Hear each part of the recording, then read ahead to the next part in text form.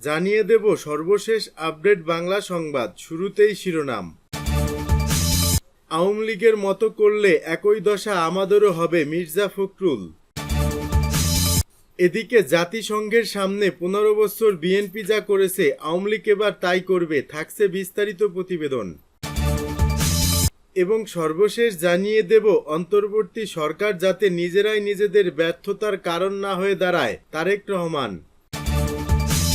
এতক্ষণ শুনছিলেন সংবাদ শিরোনাম, এখন থাকছে বিস্তারিত। আওয়ামী লীগের মতো করলে একই দশা আমাদেরও হবে, মির্জা ফখরুল। টানা 15 বছর ক্ষমতায় থাকাকালে আওয়ামী লীগ যা করেছে এবং যেভাবে গণ অভ্যুত্থানে তাদের বিদায় হয়েছে, সেটা বিএনপি করলেও দলটির পরিণতি একই হবে বলে মনে করেন মহাসচিব মির্জা ফখরুল ইসলাম আলমগীর। এজন্য দলের নেতাকর্মীদের সতর্ক করেছেন তিনি। বুধবার দুপুরে ঠাকুরগাঁয়ের হরিপুর উপজেলা বিএনপি আয়োজিত এক জনসভায় প্রধান অতিথির বক্তব্যে তিনি এসব কথা বলেন। নেতাকর্মীদের সতর্ক করে ফখরুল বলেন, আজকে আমরা এই মুক্ত বাংলাদেশে বাস করছি, কিন্তু মনে রাখবেন এই মুহূর্ত সেই পর্যন্ত মুক্ত ও স্বাধীন থাকবে যতদিন আমরা মুক্ত ও স্বাধীন রাখতে পারবো। আমরাও আওয়ামী লীগের মতো শুরু করলে তাদের মতোই একই দশা আমাদেরও হবে। সেই জন্য বিশেষ করে বিএনপির নেতাকর্মীদের মানুষের ভালোবাসা অর্জন করতে হবে। কারো প্রতি অন্যায়, অত্যাচার এবং অবিচার করা যাবে না।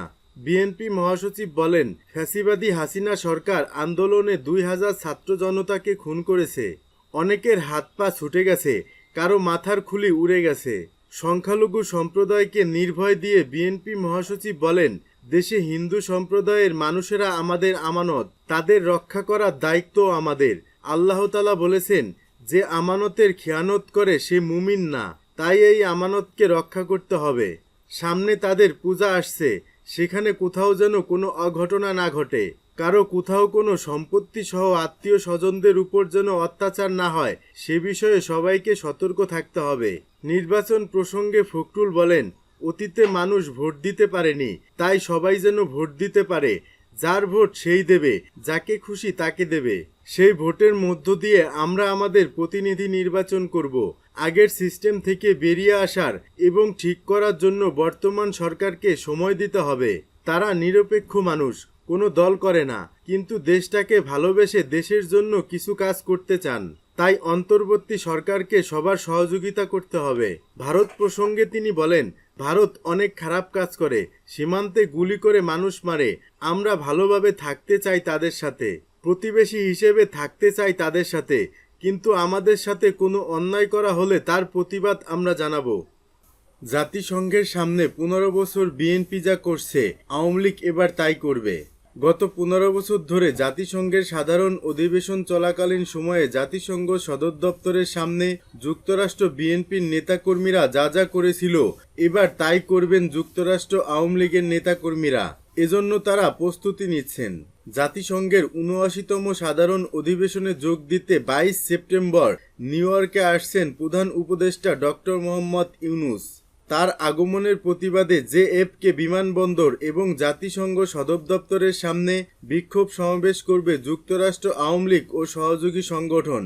সংবাদ সম্মেলনে 22 সেপ্টেম্বর রোববার দুপুর 2টায় জেএফকে বিমানবন্দরে এবং 27 সেপ্টেম্বর শুক্রবার সকাল 11টায় জাতিসংঘের সদর দপ্তরের সামনে বিক্ষোভ সমাবেশ করা হবে।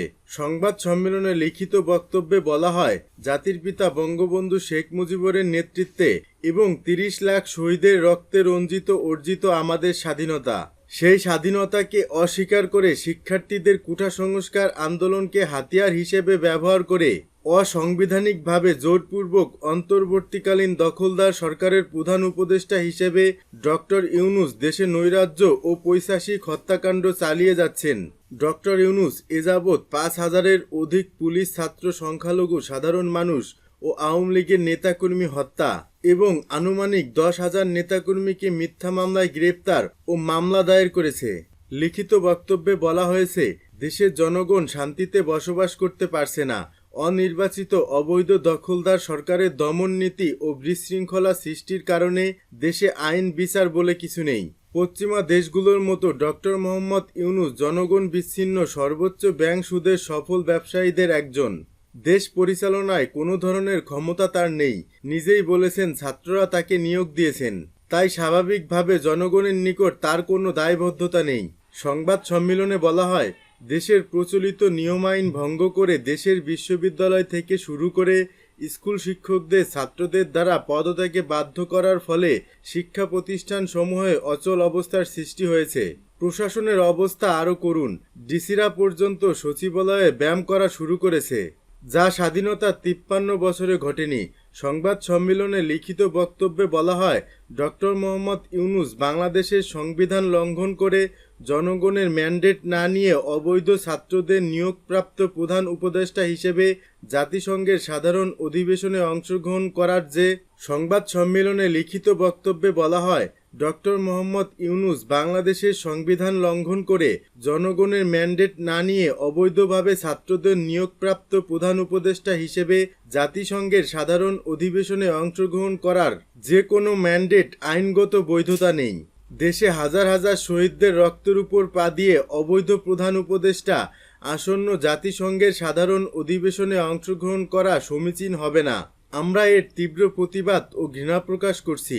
যদি অবৈধ প্রধান উপদেষ্টা যুক্তরাষ্ট্রের মাটিতে আসেন, তাহলে যুক্তরাষ্ট্র আওয়ামী লীগ অঙ্গ ও ভ্রাতৃপ্রতিম সংগঠনের সর্বস্তরের নেতৃবৃন্দ 22 সেপ্টেম্বর রোববার দুপুর 2টায় জেএফকে বিমানবন্দরে এবং 27 সেপ্টেম্বর শুক্রবার সকাল 11টায় জাতিসংঘের সদর দপ্তরের সামনে বিক্ষোভ সমাবেশ করবে।